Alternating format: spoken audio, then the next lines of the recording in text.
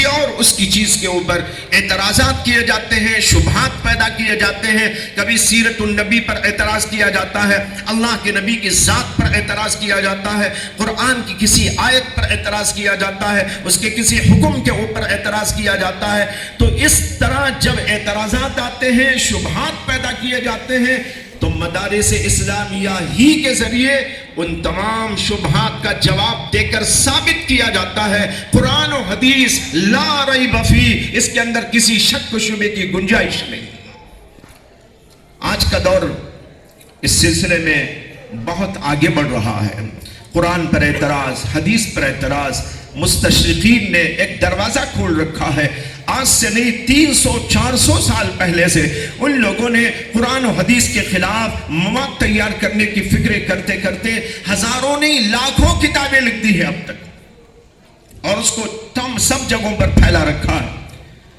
حضرات علماء کرام ہی کے ذریعے ان کا جواب دیا جاتا ہے. میرا اندازہ تو یہ ہے کہ ہم نے اس سلسلے میں کام اتنا نہیں کیا ہے جتنا کرنا چاہیے. میں عرض کروں گا ہمارے جو ہے مدارس کے فضلاء سے کہ وہ اس سلسلے میں توجہ دیں کہ آج اس بات کی بڑی شدید ترین ضرورت ہے کہ ہم ان اعتراضات اور اس قسم کے شبہات کا جواب دینے کے لیے اپنے آپ کو تیار کریں. یہ حفاظت دین کے سلسلے میں داخل ہے. دوسری بات جو مجھے عرض کرنا ہے وہ ہے اشاعت دین. دیکھیے اشاعت دین میں قرآن اور حدیث کے سارے علوم کی اشاعت. حضرت مولانا مفتی کلیم اللہ صاحب نے آپ کے سامنے بہت ہی زبردست انتہائی فکر انگیز ایک بات بیان کی. انہوں نے کہا کہ جو ائمہ کے اختلافات ہیں اور مختلف فروعی اختلافات ہیں وہ کوئی دعوتی چیز نہیں ہوتی. یہ بہت اہم ترین بات ہے. ہر آدمی کو غور و فکر اس پر کرنا چاہیے. میں عمل کر رہا ہوں ٹھیک ہے، میں جسے حق سمجھتا ہوں، دلائل پر جس بات پر مجھے اطمینان ہے دلائل کے ذریعے اس پر میں عمل کرتا ہوں یا میرے سے متعلق لوگ عمل کرتے ہیں ٹھیک. دوسرے ائمہ کا قول اپنی جگہ پر ہے، ان کے دلائل اپنی جگہ پر ہے.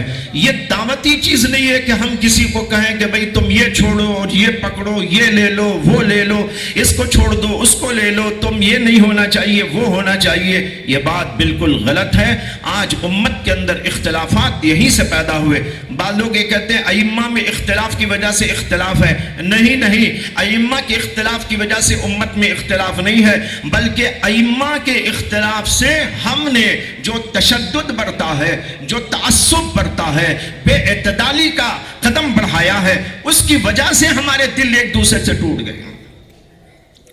ورنہ تو سارے ائمہ ہمارے محترم ہیں، سارے ائمہ کا احترام ہمارے قلوب میں ہونا چاہیے. تو میں عرض کر رہا تھا دین کی اشاعت، دین کی دعوت، مسائل کی دعوت نہیں. کیا ہم مسائل کی دعوت دینے لگے؟ رفع دین کرنا چاہیے کہ نہیں کرنا چاہیے، آمین زور سے بولنا چاہیے کہ نہیں بولنا چاہیے، امام کے پیچھے سورہ فاتحہ پڑھنا چاہیے کہ نہیں پڑھنا چاہیے، اور مصافحہ ایک ہاتھ سے ہونا چاہیے کہ دو ہاتھ سے ہونا چاہیے. بھائیو بزرگوں، یہ چیزیں موضوع بحث نہیں ہوتی. موضوع بحث مدارس کا جو ہوتا ہے وہ دین کی اشاعت، قرآن کی اشاعت کرو، حدیث کی اشاعت کرو.